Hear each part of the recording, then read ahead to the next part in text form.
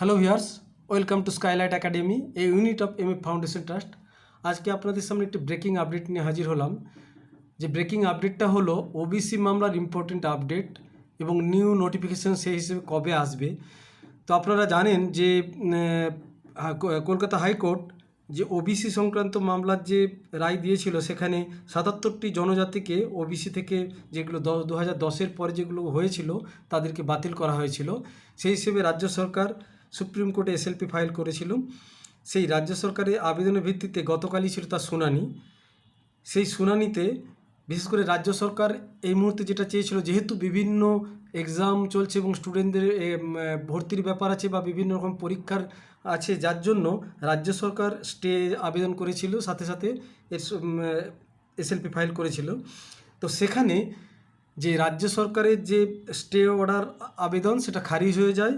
সাথে সাথে সেখানে কি করে ৭৭টি জনজাতিকে ওবিসি হিসেবে চিহ্নিত করা হয়েছিল, সেই DY চন্দ্রচূড় স্যারের বেঞ্চ থেকে সেটা জানতে চাওয়া হয় এবং রিপোর্ট জমা দিতে বলা হয়েছে, এপিডেভিট জমা দিতে বলা হয়েছে যে সমস্ত কি পদ্ধতিতে এবং কি রিপোর্টের উপর ভিত্তি করে এই 77 কমিউনিটিকে ওবিসি হিসেবে চিহ্নিত করা হয় তা জমা দিতে হবে।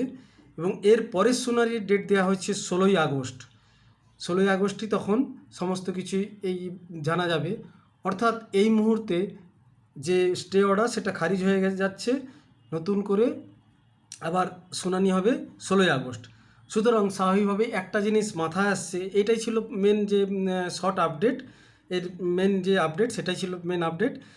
এরপরে স্বাভাবিকভাবে কোশ্চেন এসে যায় যে নিউ নোটিফিকেশানগুলো কবে আসবে, নিউ নোটিফিকেশান যেগুলো আছে সে নিউ নোটিফিকেশান কবে আসবে।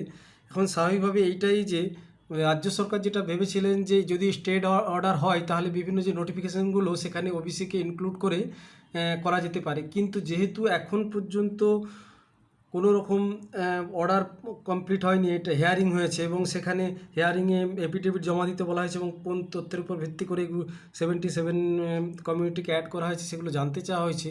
যতক্ষণ না ফাইনাল হেয়ারিং হচ্ছে এবং কী আপডেট কী রেজাল্ট আসবে বা কী আসবে, সুপ্রিম কোর্টের রায় আসবে, সেটা পরেই জানা যাবে। কিন্তু এই মুহূর্তে 16 তারিখ পর্যন্ত যে কোনো রকমই নোটিফিকেশান আসবে না, এটা নিয়ে আমাদের আর বুঝতে অসুবিধা নেই, কারণ 16 তারিখে যেহেতু নতুন করে শুনানি আছে, সেই সময় জানা যাবে কি হতে চলেছে। আমরা তার উপর সেই দিনের জন্য ওয়েট করে থাকব যে কি শুনানি হচ্ছে।